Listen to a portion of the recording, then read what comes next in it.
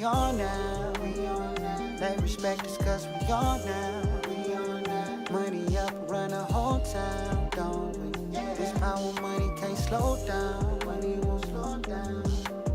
Ooh, we doing a lot.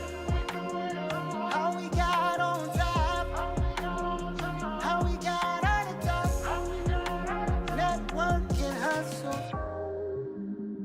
Okay, so you did fixes and flips first, or were they? Now it sounds like you're more buying whole. Okay, so you're wholesaling first. Okay, because I was broke. I had no credit, I had no money, so I had to get some money coming in. So I learned how to do wholesale. and you were doing wholesaling at the good time too. 2000. When it wasn't so saturated. There was. I kind of saw the debacle coming. Okay, it didn't make any sense. I was like, wait a minute, how can you lend out to retail buyers 99.7%? Yeah, just a little bit of a down tick, it's insolvent. And you got to remember, in some states, because I lived in Florida at the time, you could have loan to value above 100% of your property. Right.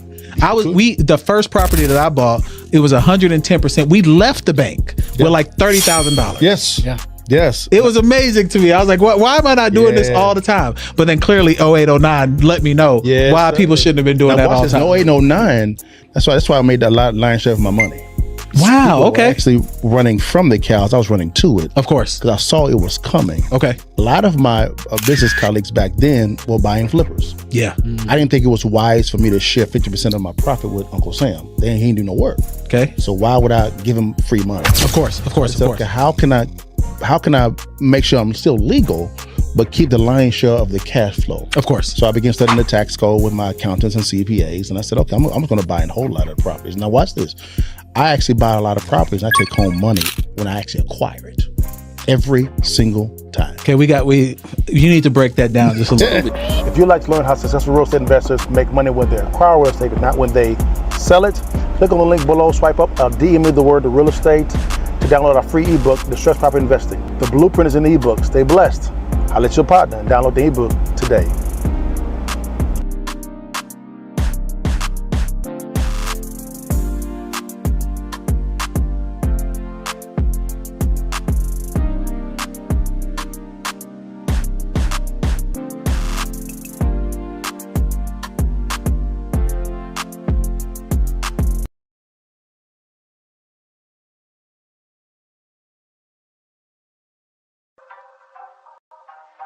What's good, baby? It's your boy Dale. I'm back in the saddle again. Our motto is to buy, build. We already bought it already, so we already own it, free and clear. Refinance to long-term debt, cash flow. That is the motto. Cliff, man, is that a pretty strong motto, man? What do you think? Man, the model is strong. Like, you're getting each piece of the invest, right?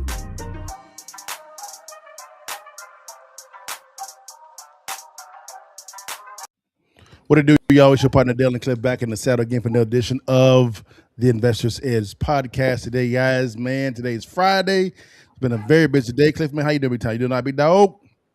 Yeah, man, doing good, man. It's been a long week, but made it to the end, man. It's right, man. Did we get that bag? Oh, yeah, we got the bag this week. Yes, sir. Your boy did as well, man. Hey, man, if you could, guys, like, share, and subscribe. So when we come live, if there's a little bit of bell there, man, hit that bell. So when we become live, you come kick it with me and Cliff, man. We're going to jump right into it today, guys. I got to get on the date with my bride. It's been a minute, so we got to get it in a little bit, man, real fast. We're going to talk about today real quickly, guys. Man, hey, remember, President Trump actually banned Wall Street. They actually passed that. That was a bipartisan thing. They actually came together. Man, Wall Street investors hedge funds are flocking away from the residential market. Number two, guys, California, and there's a price dropping in your luxury market, man. Is it still luxury? I don't know. We're gonna bring in a California realtor to let us know what's going down. And lastly, man, crypto meets concrete. There's an investor that everybody knows that's blending crypto tokenization again, guys, with real estate investing, guys, and it's a game changer. As me and Cliff talked about, man, when it comes to tokenization, it's a big deal, man. Am I right, Cliff? Am I wrong, big dog? Oh, yeah. It's going to be huge.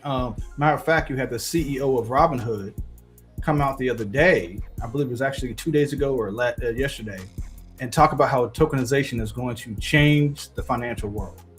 Ooh, it is. They have to go tokenization, guys, because They have so much debt. They got to inflate that thing away, guys. But hey, no worries about it. Let's get dive into it real fast, man. Here's our first topic for today, guys. Yo, man, Wall Street. Man, what's going on with Wall Street, man? It is getting crazy up in here, man. And we kind of expect this to happen because, Cliff, tell everybody what's going on with Wall Street. Back in 08, right, 09, Wall Street did the exact same thing by flocking into real estate. What actually happened? They bought wrong. Are we right? Oh, yeah. Yep. Bought wrong. Guys, they were buying properties, the whole subdivisions that needed work. They're buying like 200-300 properties a week. No one in their right mind can renovate 200-300 properties a week. So those properties that were actually vacant, they got vandalized. Am I right, Cliff? Yep. Mm-hmm. So Wall Street doing the exact same thing now. What's happening is these Bamas, what they're doing is they bought a lot of properties.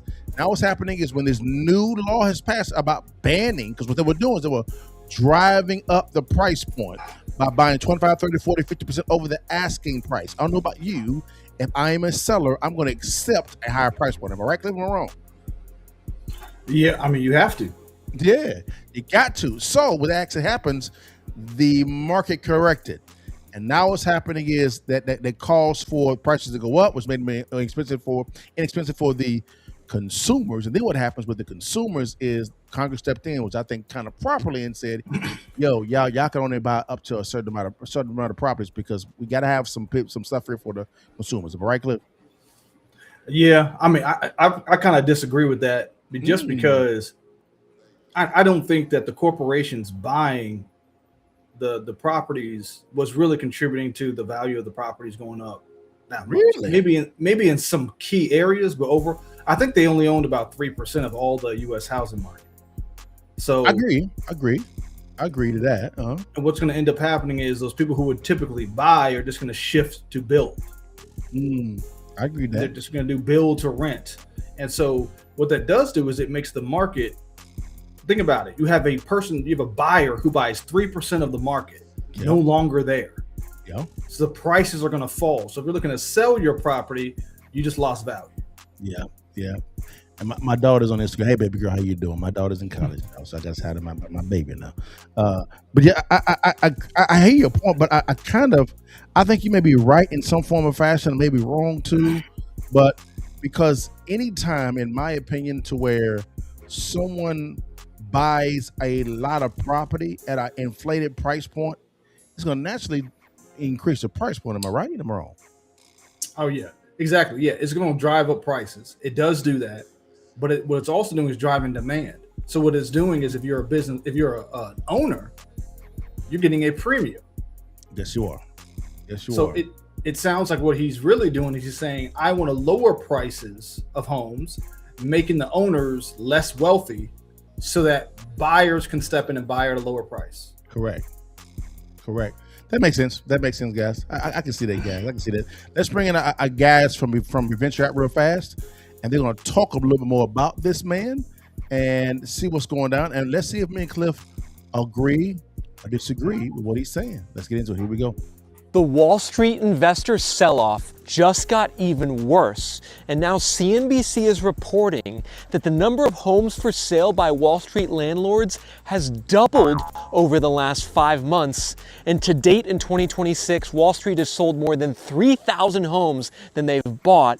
This is another trend now that's pushing down home prices in the US housing market, and it's about to get even better because these Wall Street landlords were actually just banned from buying homes. The 21st Century Road to Housing Act has officially banned Wall Street from buying more homes, folks. So these investors, if they own 350 homes or more, they can no longer buy any more starting in January 2027. And this is going to completely reshape how certain neighborhoods and housing markets across America operate. Now, the investors are banned and they're selling off. You can see investor purchases are down 50% on the US housing market since 2022, according to data from Redfin. And in areas like Atlanta, Jacksonville, Phoenix, Nashville, and Orlando, these purchases are down nearly 70%. The smart money was exiting the housing market 3 or 4 years ago, right when I was warning you guys about the crash. And we're actually seeing now this crash play out. If you isolate zip codes in the US, I disagree with him on the so-called, I guess, pricing out, Cliff, because in my opinion, big dog, I think it's never a bad time to buy if you know how to buy right. Would you agree or disagree? Yeah, if you know what you're doing, there is always a good time to get into the market. Yeah, so I mean that's why I disagree with him on that as well. Now here's my question. Now, if you didn't know what you were doing, you should have got out. You should have got out. If you know if you do know what you're doing, hey, do what you do. It is what it is. Let's get it in. Let's get it in. All right, let's keep going real fast. Here we go. That have the most investor activity, prices are in complete free fall. This scatter plot is showing in an area like Atlanta, where I am right now, we have zip codes that are down over 20% in value already. You can see them here on this map in blue. Values down more than 20% the last 4 years. Jeez. And the reason that values are going down so much in these areas is because the investors stopped buying and the investors are selling. And the reason they're doing this, everyone, is because they know the jig's up. They know that it's not really profitable to buy existing single family. But what these investors are pivoting to is even more interesting. And what they're pivoting to is actually the neighborhood that I am standing in right now. I'm in a neighborhood north of Atlanta, and the really interesting thing about all these houses behind me is that all of these houses are rentals. Every single one of these houses are rentals. There's nearly 100 homes in this community, and around 10 are currently for rent, on the order of $2,400, $2,500, $2,600 a month. All of these units are owned by a company called American Homes for Rent, AMH for short. And American Homes for Rent is really interesting, everyone. They're the third largest Wall Street landlord in America, behind Invitation Homes and Progress Residential. And what these landlords like American Homes for Rent are now doing is they are either building these communities out of the ground themselves, or they're buying them in bulk from home builders. And in the case of American Homes for Rent, they completed construction on over 2,000 homes last year, and they are now a top 40 home builder in America. And so this is the big shift that I think a lot of people don't understand, is that these big Wall Street investors are now going to become home builders. Yes, in fact, Invitation Homes, the largest Wall Street landlord, they just purchased a home builder called ResiBuilt earlier this year in 2026. You hear these Wall Street landlords interview the CEO of Invitation Homes. He's saying he thinks this new housing bill is going to lead to lower home prices, but he thinks it's going to take a little while, and he thinks it is because of deregulation. So the other thing about this housing bill, the 21st Century Road to Housing Act, is it wasn't just about banning investors from buying, getting rid of red tape. It was also about increasing housing production, increasing housing supply. And one of the loopholes, you could say, that allows big investors to keep buying is if they buy newly built rental property or they build it themselves. Additionally, so Cliff, guys, this is a licensed appraiser on the line. Cliff, is what he's saying correct? Are you seeing that in the market when you go out and appraise homes? No, because I'm not seeing that in a major way. You're more seeing that localized to specific locations, to where it's most of it's on the outskirts. You're not seeing it downtown. It's the price is too high to really build to rent. That's going to be your smaller investors. Usually it's on the peripheral of the city where you're going to actually start seeing them build to rent, where they're doing. But I've ran across them. I've seen neighborhoods where it's build to rent, and they're turning around and just doing the neighborhood next to it. They're literally just buying in the same area. So you can continue to see that. Yeah, I would say a build to rent business model is perfect for today's time frame, because in my opinion, I let Cliff know this as well. I think it's harder to become a homeowner without going the leasing route. It's a lot harder. It's a lot harder versus if you have a good relationship with maybe a independent investor or a more established institutional investor as well. You can structure a deal to where maybe it's a lease purchase, a lease to own, or whatever it may be, or you lease for a long period of time, and then you want to do an option to buy. You can do that with the right strategy. I think if you do it that way, you can become a homeowner at a lower rate if you know what you're doing. You agree, Cliff? You disagree? Yeah, I agree. The thing that annoys me the most is they should allow them to build, and that's fine, but they should be allowing lease options so that they can allow and then monitor that, saying, hey, on a lease option, maybe you cap it at 5% down or however it is. Because then that actually gives an opportunity to own if you meet the requirements. Yeah. So then you could take over. When you do build to rent and you don't have that option, I mean, they keep all the wealth. Now I'll tell you this here. I'm finna give you guys some game. So write this down, okay? I'm seeing right now, I'm gonna say this here. Without the subprime market, well, you have no market. You have A paper, B paper, and subprime. Really, the subprime market is where the biggest amount of buyers are located at. Cliff, would you agree or disagree with that? Yeah, that's where opportunity is. Exactly. Now I'm seeing loan products, FHA. Now I figured out actually how my aunt bought her house 0 down. A brand new construction, Cliff, because coupled with the incentives and an FHA program. She bought a new construction project, guys, for 0 down with this loan product. And FHA loan product gets us with a DPA, down payment assistance of the 3.5% forgivable. That's how she did it. But because of all the incentives paid back to DPA. So she got her money back. Because all the incentives. That's out there. That's because of the subprime market, Cliff. Man, you agree, man? You disagree with that, Doc? Man, I gotta agree with the whole thing, man. Here's the problem. At the end of the day, from my perspective, this is all great, and they can have those different programs to be able to do that. They have a lot of programs, to be honest with you. They do. So yeah, I'm for it. I'm for it. So I mean, if you could do things to help, do it. I mean, the truth of the matter is, FHA is already doing so much already. I mean, they're complaining. A lot of people are upset because they can't buy a home, but FHA is offering 3% down, with FICO's down to 550. What? Huh? Yeah, FICO's down to 550. Yes. Damn. What's the rate? Now the rate's high. Now you're gonna get anything below 620. You start seeing the points really pop up, right? You start seeing it go from 6.5 to 7.5, 8. But the point is, it's 3.5% down, and a lot of times you can roll in all the other costs into the loan. You can. So it's if you're going lower than that, you starting to go back before 2008. You are. Now, Cliff, is there a floor and ceiling on the purchase price when you use that type of product? I mean, yeah. I mean, there's not really. Yeah, so you can get. I think usually it's 100,000. Anything below 100,000, FHA starts to question.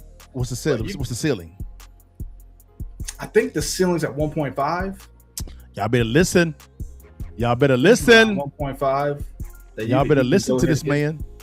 But right now you have interest rates, and I think we talked about this last week with what's going on. The interest rates, I have a feeling they're not going down. I have a feeling 6 is the new 4. I told you. Yep, I do. Because they can't stop printing. Guys, the debt is risen to $40 trillion. Let me say it again with my chest. It is risen to $40 trillion. That's not because of magic. It's because they kept printing some damn money. No matter if it's a Republican or Democrat, that's going to happen. So when you begin to print more money in the fractional reserve lending, that type of scenario, banking system, what happens is it's just like helium in a balloon. It keeps going up and up, and it's going to pop. Okay, so they are inflating it up. Why? So they can move it over to the digital, to tokenization. That's why me and Cliff are talking about tokenization and cryptocurrency, because that's where it's going. Did you hear that the U.S. has now become the first CDBC on the planet? The first. They beat Japan and China. So they can officially digitize the dollar. So I told y'all, man. It's here. It's here, y'all. So, hey, this is when, if you will use the FHA type of loan product with the DPA, down payment assistance, right? And you have a lower credit score, you better become a good negotiator. And say, I need concessions here. I'll give you a price point, but I'm gonna need all these concessions. And you can get your rate down if you smart. Would you agree, Cliff, or disagree? Oh yeah, if you should be negotiating everything right now. The way I see it is, if you're not doing buy downs, you're not doing it right. You're not.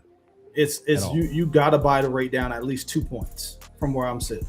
You got to. You got to negotiate it, figure it out. You pay half, they pay half.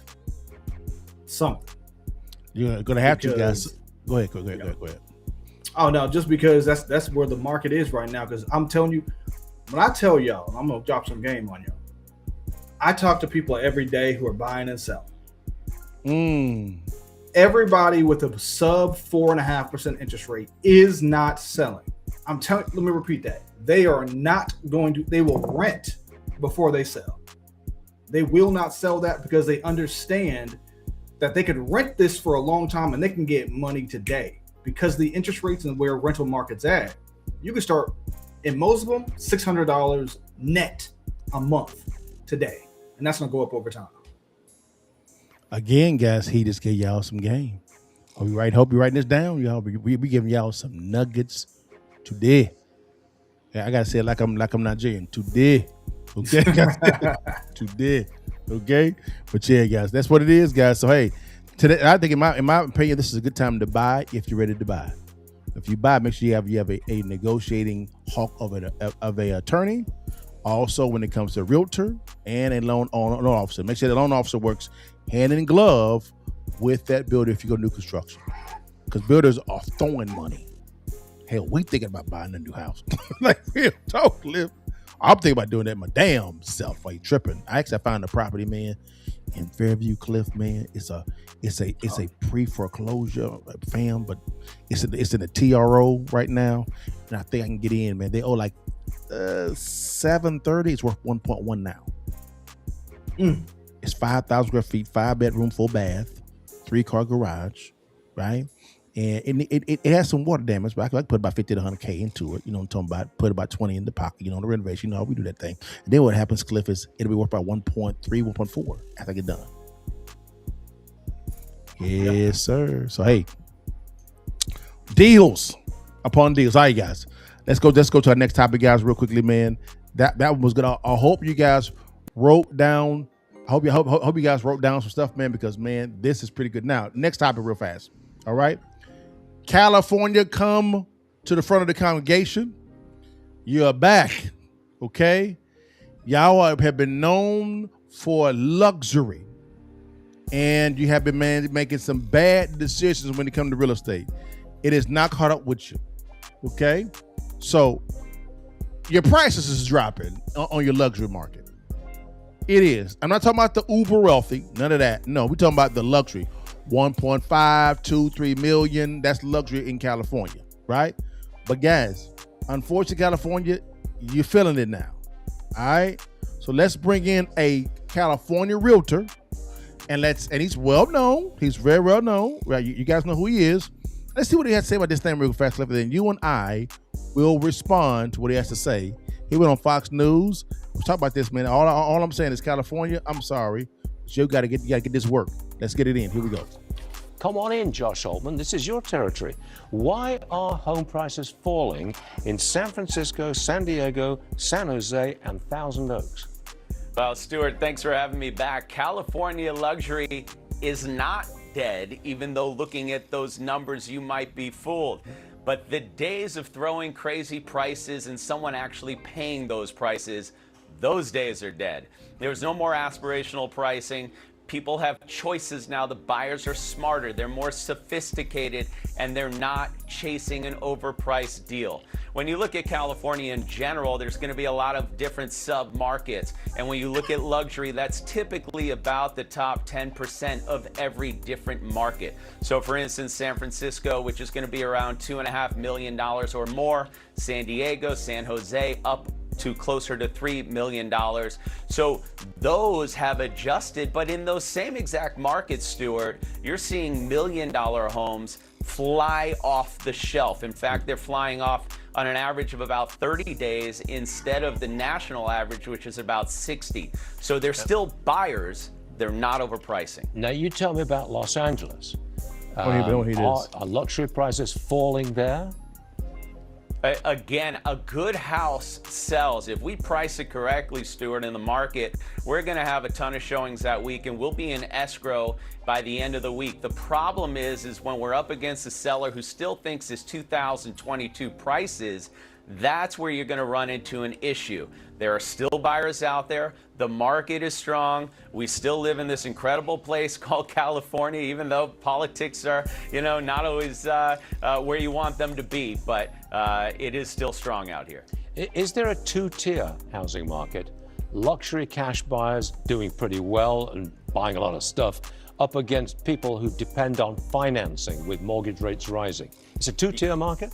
Yeah, it's two totally different worlds here. Understanding that the rates in the sixes right now are still going to weigh heavy on people moving forward. Those are higher payments than most people are usually accustomed to. When you're a cash buyer, you hold all the power, and that's what we're seeing. We're seeing a lot of AI money coming here as well. We're seeing some big deals that done. I think a house just in San Francisco just sold in Hillsborough for $70 million, and the buyer was under 40 years old. So cash is king. It would. So Cliff, man, California is a special place, depending on who you talk to. What's your assessment of what this gentleman is saying concerning luxury not being dead in California? I mean, as long as you got buyers, I mean, there's somebody do good. You got to realize too, a larger proportion of the homes in luxury are going to be cash. Most of the homes in luxury are not financed. Correct. It's by cash buyers, so they're less sensitive to the interest rates. But it's also in unison with the stock market, so you can tell how well the real estate market's going to do by the stock market. Stock market's high up, you're going to see that flow over into real estate usually. So right now I think we're up 15% on the year in the stock market. So the luxury market's going to stay stable. Mm-hmm. I've seen a big drawback. Anything over about 500,000, I've seen a drawback. I've seen as much as 10, 15, 20%. In some cases, I've seen as high as 50%. So I think what most people, like he said, the biggest issue I find is that most people think it's 2022. They think it's right after the pandemic or those low interest rates, and they haven't adjusted. That's what I agree, guys. Cliff ain't say no, not one lie as well. I think the California is a very different place. It will remain different for a reason. The politics are totally different. Depending on the area, I know Riverside is more conservative. LA is super liberal. I think they built, a total of, maybe 5 homes, 10 homes maybe after the fire. That fire happened, 4 years ago, Cliff? 3 years ago? And they still, it's just trash. And I hate it for those individuals. But when it comes to the selling of it, I'm not surprised that $1 million, 1 to 1.5 is selling, because of the fact that that's what people can actually afford out there. Because typically, when it comes to California, you are making a higher wage. You are, because the cost of living is higher, because it's guys they got a gas tax. They talking about actually passing laws because they were pushing the EV mandate. Now they're trying to tax you on your mileage. So hey,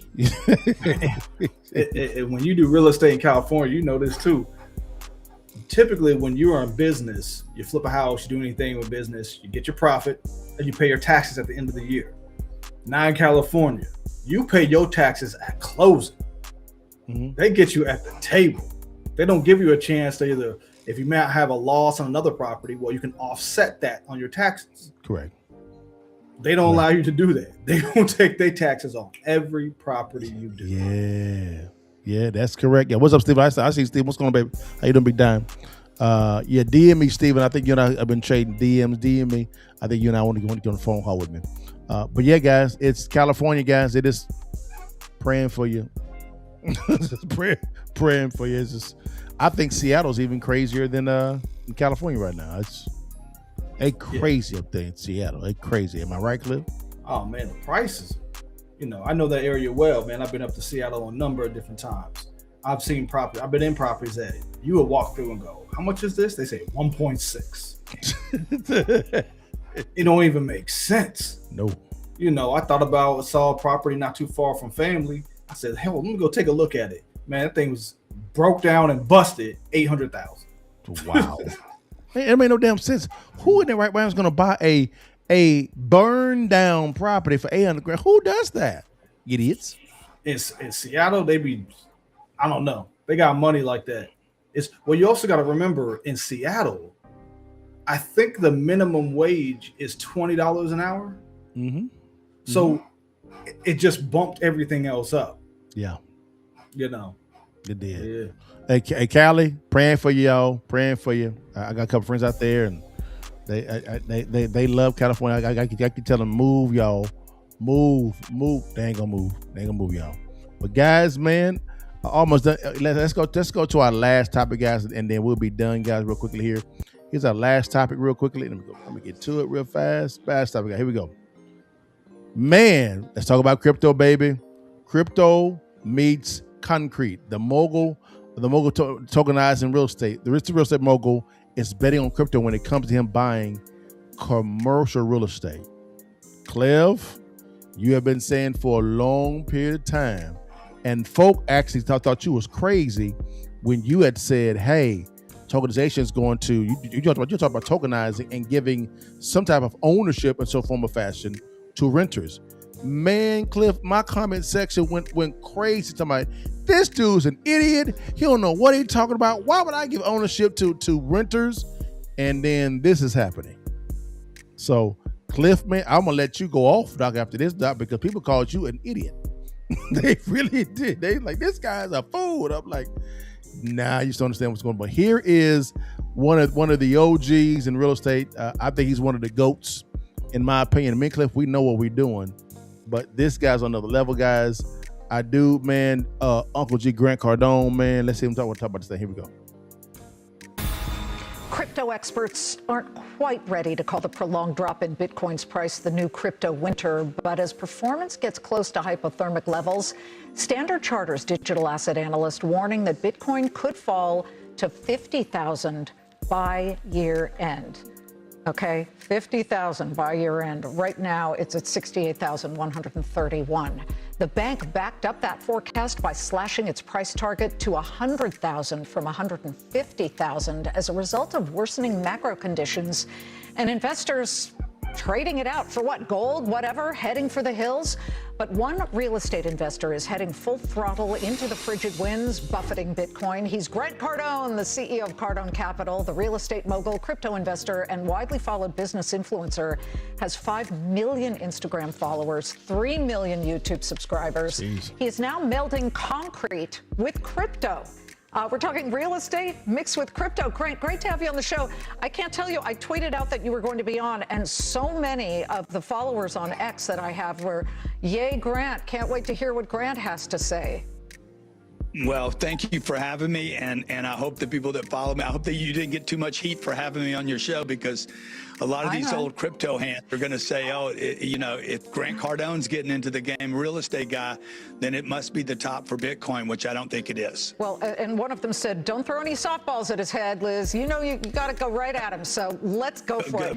There are just a few finite asset classes out there, and real estate and crypto are two of them. How are you mixing the two, and why?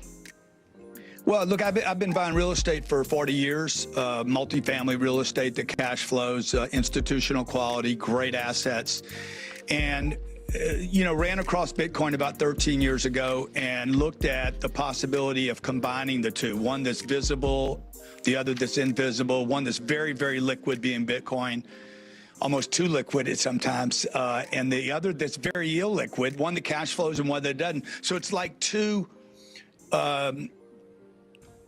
financial vehicles that are opposites. They say opposites attract, Liz. So we looked at putting these together. I'm not a gambler. I'm a very conservative investor. I like cash flow. I love real estate. But I don't like that real estate is very heavy. It's very slow to move. It's very, very expensive to fix. Bitcoin costs nothing to fix. There's no roofs, no plumbing, no HVAC, no evictions, no property taxes. So we combine the two. We have the largest real estate Bitcoin hybrid in the world. We've done 5 different projects just last year, and I expect to be the largest real estate Bitcoin hybrid that will challenge the old REIT structures. Well, how does that work? Because, and I see you've got the 10X Space Coast Bitcoin Fund that combines something like 300 apartments in Melbourne, Florida, with 15 million worth of Bitcoin. You've got a Miami River Fund, similar, South Florida. These are all in Florida. Boca Raton Fund. Tell me, and then you say that you pay out dividends for investors who put in as little as $100. When you say you're melding them, explain what that means. Well, the $100 is that's not true. That's false. Okay. So we have, like the Bitcoin Melbourne project, we did it was an $88 million project. I bought the asset for $72 million. We added $15 million of Bitcoin to the purchase. It was an $88 million cost to build asset that we stole the asset. So we buy best in class institutional quality asset below replacement costs. Rather than just getting cheap real estate or what we believe is real estate, that's on sale or a discount, we just stack the difference, Liz, with Bitcoin. Rather than just buying cheap real estate, we end up with a great deal on the real estate, add the Bitcoin, we pay cash for both, and then that property cash flows, I think, at about 4.5% with, as you mentioned, $15 million of Bitcoin at purchase. How can... Cliff, bruh, hey, man, make your plan for everybody, man. What is Grant doing? What's he doing, man? What is he doing? He's just combining assets. So basically, let's say it's the same thing as saying, hey, Dale, you got a house. Cool. I want to buy it. Hey, you know what? I also like that car in the garage. I want to buy that as part of the deal. Okay. And so that's all he's doing, is saying that Bitcoin is part of the deal. So not only are you buying the asset itself, you're getting a float of Bitcoin to go with it. So obviously, if Bitcoin goes crazy, cool, you get an upside.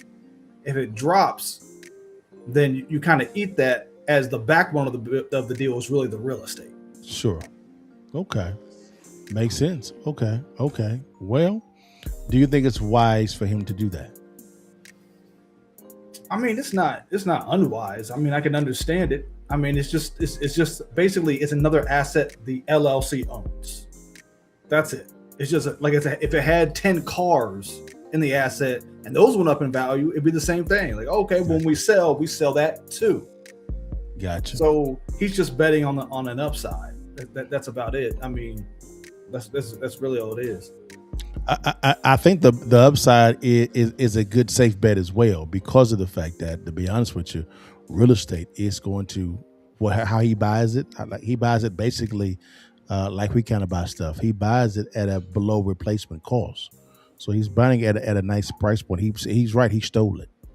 It's like whenever me and Cliff talk about buying real estate at below wholesale, that's below replacement cost. So that's all that is. Now, we probably buy it a little bit more deeper than he is, because he's Class A. We're more focused on distressed properties. He's more focused on Class A, which is the pristine type of properties. So our price point is a little bit more deeper than his. But he's still buying it. He's still stealing it. He's right. He's stealing with Cliff. Would you agree or disagree? Yeah. I mean, pretty much it sounds like what he's doing is he's basically buying A- and B+ assets. Correct. And really holding them until they're A+ assets in a way. He's not getting a huge, like he said, he's giving a 4.5% dividend. That's below what the bonds are giving. So that means that he's not really paying you a strong cash flow. What he's trying to do is say, yeah, but as we raise rents over the next 3 to 10 years, there you go. That asset's going to go from 88 million to 100 million. And that's where your value is really coming from. Yeah. He's betting on the appreciation of it. And it's a good bet. It's a great bet what he's doing, because he's buying Class A, Class B+ type of assets. He will always have a slew full of tenants. Specifically, as the cost of living goes up a little bit, right? And the dollar loses it's really its buying power. People tend to want to downgrade, and they'll downgrade to apartment complexes. Specifically, he's in Boca Raton, Florida, where you normally invest at, or sometimes in Houston as well. But let's focus on Florida. Boca Raton, Florida, and Miami, Florida, those are pristine places. So what he's doing makes total sense. It does. Yeah. It does. Because really, Grant Cardone's in the. He has to find good assets. Don't get me wrong. He does, but he's really into raising capital. Because if you could raise capital at 4.5%, as a dividend, you could buy a lot of real estate in cash flow and do really well. If someone gave you, Dale, imagine someone gave you $500 million at 4.5% loan rate that you have to pay back. I mean, think about all the real estate you could buy that cash flow 10, 15, 20%. And you just go all day. Yeah. And the thing about it is, to be honest with you, what his rate, he's paying probably about 4.5%. Yeah. He's paying it because of his balance sheet, the cash in the bank. He demands a lower interest rate. He does. And he gets it. He's not paying 6-7%. Like for us to go out and build something right now, the rate's gonna be probably around like 11%. He ain't paying 11. No, he paying probably 4.5%. Non-recourse. Exactly. Non-recourse. And I think that like and after he sells the property, I bet you it's anywhere from 9 to maybe 15 tops % return. So you know, when he sells the property in 8 years and you get an 11, 12% return, you're not really mad. You got a good return over that period of time. Correct. He ain't hurt.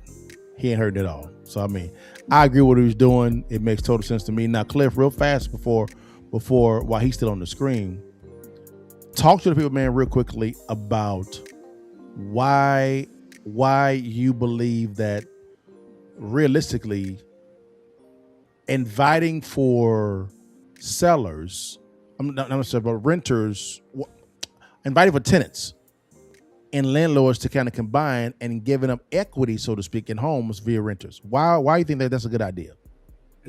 That's one word: incentive.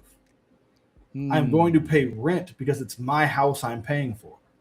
Right? It's the same reason why an owner does. Right? I actually own the property. So think about it. You know, if you actually own what you're buying, your rent has more meaning. So imagine if you move from house to house, let's say even 10 houses in 10 years, you just kept moving. You will own residual equity in 10 houses that maybe in whenever they sell the property, you might even forgot about that house 10 years ago. They sell it, the property had gone up in value, and the rent you paid that year, let's say you get $1,000 dividend for $1,000 in value, the property might have sold and now you're getting $2,000 back. Right? So you got a return for just paying rent. Now imagine if you were to apply that across every renter in the nation. You've now made the renter and the owner on the same page. They both want things to get fixed in a way that's going to add value to the property. That actually makes sense. That makes sense a lot, Cliff. Now, if I'm a landlord, why should I look at doing that now? What type of incentive for just me as a landlord could that actually offer me? Do I get more capital raising type of things? How does it benefit me as a landlord? Basically, you add it as a premium, right? Okay. So you have the regular rent option. Let's say I came to you, I said, "Hey, Dale, you could rent the property for $2,200, and when you rent it for that, you get the house as a typical rental, or you could pay $2,500, and you could start, and everything above the $2,200 gets distributed in a certain percentage back to ownership of the property. Basically, every time you pay rent, you are acquiring more value. You're acquiring the property every time you buy it. Gotcha. You're like, oh. Now, if that's the case, are we agreeing to a purchase price up front? No, you're not. It's just like a stock. You're agreeing to the value of the property as it is, right? And you can use a baseline however you want to go. So you got to think of the house as a business. Just the way you own shares in a business, you own shares in the house. Now, again, the hardest part is the management, keeping up with all that. Because then at that point, think about if you had your portfolio, it's worth $1 million. You could actually, if you all broke it down in shares, you could, for some odd reason, you had a bunch of sellers. And when the value went from $1 million to $800,000, you were probably looking at your real estate going, the houses are still rented, the values are still strong, There's nothing wrong with these properties. Let me buy my own real estate back at a lower price. Yeah. And then when it goes back up to $1 million, you get to sell. Yeah. A premium. Yeah. So your house becomes like a stock market. And I'm saying that the tenants would have that opportunity to buy into that. Makes sense. Makes sense, guys. It's about incentives. It's about it's really about creating capital out of thin air. Would you agree?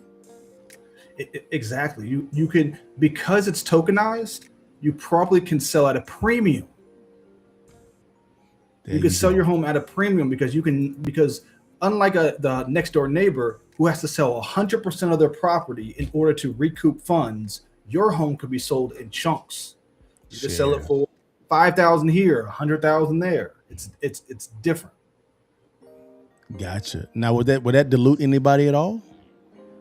No, not from the only reason why you would be diluted is if you initiate additional shares as you grow. Gotcha. Yep. Makes sense. That makes sense. Okay. Gotcha. It operates just like the stock market. Gotcha. Guys, man, for those that were calling Cliff not too wise, he just gave you game. Let us know in the comments if you agree, disagree. Let us know, and we'll chime in, guys. But I think that's a really good idea. I think what Grant is doing makes total sense as well, also, and the incentive of tokenizing your home and structuring it as a stock market type of play can actually create a lot of capital for you in seconds. And since it's done within tokenization, it's not a 30-day time frame. How fast can they actually get that capital, Cliff, if they were to structure it that way? It just depends. It depends on who wants to buy the home. But put it this way: if you own a home now, it's worth $100,000, and you tokenize it, you own 100%, free and clear. Mm-hmm. You might have somebody come in and say, "I want to own this home, but I don't want to manage it. I'll buy 40% and leave you 60%." So now you still own majority stake in your home. You get to make the decision. Yeah. But you just got paid out $40,000 today for that property to possibly go buy another one, and you still retain ownership. You still retain all your rights. And to the person who just bought it, now that it's tokenized, they can sell those tokens easy on the open market. If the value goes up, they gain a lot of stuff you can do with it. That's how they're saying that tokenization is a $52 trillion type of thing, because you can move capital so fast. Another point of this is when you start getting into it, that neighborhood that everybody has got a neighborhood that everybody wants to live in. The value keeps going up. Yeah. Now imagine if there was a real estate tokenized market. You could buy shares in that neighborhood. You could say, hey, I own part of that home that's going up in value every year. I own part of that neighborhood. You get that option. Guys, tokenization could be a game changer for real estate. A game changer. And guys, you heard it from somebody that Cliff is being modest. He knows a lot about cryptocurrency tokenization. He does a lot. But man, guys, real quickly here, guys, as we begin to end real fast, Cliff, man, tell everybody, man, about home appraisal, man. Tell them what's going on over there. Tell them about what you do, how it works, things of that nature. Tell them that. Yeah, just go to hunterappraisal.com, fill out a form, give us a call. We'll be able to help you out. Like I said, we do consultations, do appraisals, also help out with commercial. Just go to the website and we'll be able to hook you up. That's it, guys. Also, real quickly, guys, as it is not uncommon, it's not common to have access to an appraiser. That is not normal at all. Okay, guys. So take advantage of what he's saying. All right. Also, if you guys want to know a little bit more about digital banking, right? We talked about tokenization. Hey, guys, there's a deregulation of the banking going on. You guys scan on this QR code, watch the free information, and see how you can potentially benefit from the deregulation of banking. You have traditional banks, legacy banks versus digital banks. And the digital banks are making a move right now. Again, just saying, guys. And lastly, if you guys also want the distressed property investing the ebook, is right there on the screen. Scan on the QR code right there, guys. Go download it. It's free, man. And got a little something special for you guys as well. If you're wanting me and Cliff to walk you through the actual download of that book, that's actually offered at the exact same time, guys, as well. So you can actually have us walk you through that book step by step, guys, and actually walk through a deal as well. So again, just saying, guys, all right? Well, guys, Cliff, man, hey, football season is back, Cliff, man. You gonna watch football this weekend? Yeah, I'm gonna try to catch me a game. You know what I mean? It's been a little while. It's nice to see it start that new cycle over again. So I'm ready for it, man. How about you, man? I know you're ready for see your Cowboys lose, have another bad season. Here we go. There we go. Actually, I am optimistic about my Cowboys this year. They made some strong moves. We just signed Von Miller, say it with my chest. Okay. Von Miller. We got Caleb Downs in the draft. Right, he should have been number 1. We got him at 11. Thank you, G. Hallelujah. We have the best receiving core in the league. Probably top 5, top 6 quarterback in the league, guys. And that D-line, though. That D-line, oh, my God. That D-line we got is sick. We just signed Quentin Williams to a long-term deal. We looking pretty good, Cliff. What them Saints doing, Cliff? We all right, man. We had a couple injuries already. We got a couple injuries in preseason already, but we're gonna bounce back. I think we're trying to recruit because we had a Hall of Fame quarterback. There we go. Who was recent, not one of them old quarterbacks. You got to go back in time. You got to turn back the dial to really get into the Cowboys. But we had a Hall of Fame quarterback just leave, so now we finally found our franchise quarterback. So I think we're gonna be all right. Yeah, we're gonna be all right. And who's that franchise quarterback? I was playing the violin for you. Who's that franchise quarterback? Who's that, man? We got Tyler Shuck. He did all right. He's in his second year. Who? He's in his second year. Last year was a rookie. So what's his name? Tyler Shuck. Who? Man, you already know. You're gonna hear a lot of it this next year. Tyler Shuck. I mean, that don't sound Hall of Fame like it. Don't sound. He's in his second year. Hold up. He's going into his second. He only played 9 games. Well, you said it was Hall of Fame. So hold up, man. And what you said? Could be. We don't know yet. Okay, we could be. How did this Hall of Fame how this potential Hall of Fame quarterback do last year? Well, he did all right. He had a couple 300-yard games in his rookie year. He went 5-4 rookie year. So he's coming along, man. But he's older, so he's 26. Going into his second. So he getting a little old. He's a little old, man. Okay. Yeah.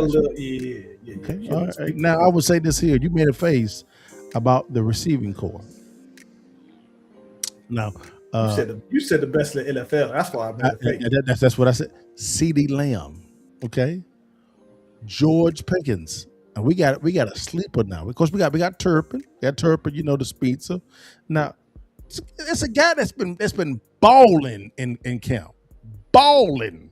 I mean, so much so you got the veteran saying, who is this dude? Quentin Brown. Remember the name? Quentin Brown. He in Seattle, I know it's preseason, he had 3 catches for I think 83 yards. No, 63 yards, 2 touchdowns. Preseason. 2 touchdowns. Yeah. Oh, hey. I'm not just saying that. These are the vets saying this here. Vets on both teams saying, who is this dude? Who is this guy? He cooking dudes. And they are scrimmaging the Saints. He cooking. That's he true. Cooking y'all just say we got you a fight. That's right. You see what I'm saying? He cooking y'all, bro. Quentin Brown, number 6, you know him? You know him? All I'm saying is, hey, I have never been this optimistic about the Cowboys. And the reason why is because Jerry Jones is finally getting out the way, y'all. What you mean? What's Jerry doing? Man, here is my opinion. Because Jerry's moving differently. Brian Schottenheimer was a surprise hire last year. And Jerry always says, it's my team. And we said, we know it's your team. I believe Brian Schottenheimer said this here. All right, Jerry, you can go ahead and hire the DC, the OC, no problem. If it don't work, I got to come and do my own thing next year. What happened? Didn't work. What happened? Now we got a new DC. He's fighting now. Brian Schottenheimer, he's calling the offense now. It was an overhaul. And I believe Brian Schottenheimer was one that actually wanted Michael Parsons out because he was a cancer. Just look at it. Is Jerry moving differently? Is he moving differently? I mean, he might. I mean, you losing 20 times in a row. I'll do that to you. You know what I mean? Your opinion better change. Okay, people love to talk about losing a lot. How many titles y'all got picked up? Maybe it's okay. You're talking about. You want to talk about the good old days? You want to go back? I don't. I mean, I'm trying to think. The last Hall of Famer y'all had, I think, is on AARP. That's right. Last Hall of Famer we have AARP. Yeah, he in the chair. He rolling, man. Why you lying? Emmett is still walking. Michael's still walking. Troy is killing the game. What are you talking about? What you talking about? 1995. You talking about 1995? 30 years. Hey, man. And to be honest with you, they've been snuffing up my boy Darren Woodson. Darren needs to be in the Hall of Fame. Oh, I don't know. He borderline. He's a good player. What? He's borderline. What you mean borderline? What you mean borderline? Borderline. Huh? Now how can Luke Kuechly get in the Hall of Fame and not Darren Woodson? Luke Kuechly. The hell? Luke Kuechly is a beast. He was no Darren Woodson. He got 3 titles, player, and a couple of defensive players of the year. What are you talking about? He was good. Don't get me wrong. I'm not saying he was bad, but Kuechly was because we played him twice a year his whole career. So I got to see him, and he was a monster. He is no Darren Woodson. Let's stop this playing. Let's stop it. You gotta be honest, okay? I know you biased because it's damn Saints. Who that Nason? Who that quarterback y'all got? Did you see it says Hall of Fame? Who that? Oh my bad. That's it, man. Y'all gonna see. Y'all gonna see. We gonna see. Hold up. Who's he playing in the preseason? Y'all playing, man. Yeah, y'all play us at the crib. Yeah, we should go to that game. We should go to that game. I know it's preseason. It's next Sunday. Is it next Sunday? It's next Sunday. This next Sunday, y'all. It's next Sunday, y'all. Yeah. Next Sunday. It's next Sunday, baby. Okay. Yeah, y'all didn't want to see us in the regular season. So we're gonna bless y'all in this preseason. It's all good. I understand. We got probably one of the best wide receivers in the league with Olave. Who? Olave, beast. Huh? He's a beast. What's his numbers last year? Man, he was hurt, but he still had like 1,200 yards, 7 touchdowns. Hold on. He was hurt like 3 games. I'm smelling cap. I'm smelling some cap. What's Olave? Let me see. I'm smelling some cap, y'all. Let me see. Okay, how you spell that dude's name? Let me see. Saints wide receiver Olave. Olave. Let me see if I can. Okay, let me see. Chris Olave. Okay. Born 2000. Okay. 1,200 yards and 9 touchdowns last year. Let me see. Let's see. He had 1163. Okay, yeah. Oh, okay. He was all right. He was all right. Okay, he was all right. That was with a sorry quarterback for half the season. Sorry quarterback. Okay. Now, was he the only one that was really catching the ball, or was it other people too? Nah, that's pretty much Olave is all we had because we had to reset. Okay, so we had to reset. What you're telling me is he was the only one that was really catching the ball, so that's why he got all them damn yards. I got you. We still had Kamara. Kamara's a beast, underrated because he was hurt one season. Everybody forgot about him, but he's still good. I think we're gonna be better this year. Last year we didn't do all right. This year we're gonna be better. Okay. But man, yeah, they play. Who did they play, man? I'm trying to figure out who they. Thursday, Sunday. No, okay, that's last year. I want to see this year, y'all. Come on. Anyways, guys, we're gonna see y'all. But hey, y'all, all I know is, hey, I am optimistic about my Cowboys. I am this year for the first time in a long time. I'm very consistent. Are we going to Super Bowl this year? Last year. What you talking about? You said, you was optimistic last year. I was not. No. What I said was last year, I said, we ain't going to Super Bowl. Stop playing. I can see us getting into the playoffs, losing in maybe the second round. That's it. That's what I said. This year, we just losing. Just losing. Yeah, whatever your goal is, you're not going to achieve it. So here's what y'all do. This is what I think is unfair. Every single fan like Cliff, I call them, they got the Stephen A. Smith syndrome. What they be doing is if we don't win the Super Bowl, it's a failure. It's a failure. But there's none of that same fervor when it comes to the Saints. Never is. Y'all get all the grace. Oh, it's the Saints, y'all. It's okay, y'all. Hey, have faith. It's gonna be. It's the Saints. Trash. And you know I'm right. You know I'm right. Stop playing. You know I'm right. Friday, the 28th, Cowboys Saints preseason. It's the last preseason game, so we're probably gonna have some starters. It is.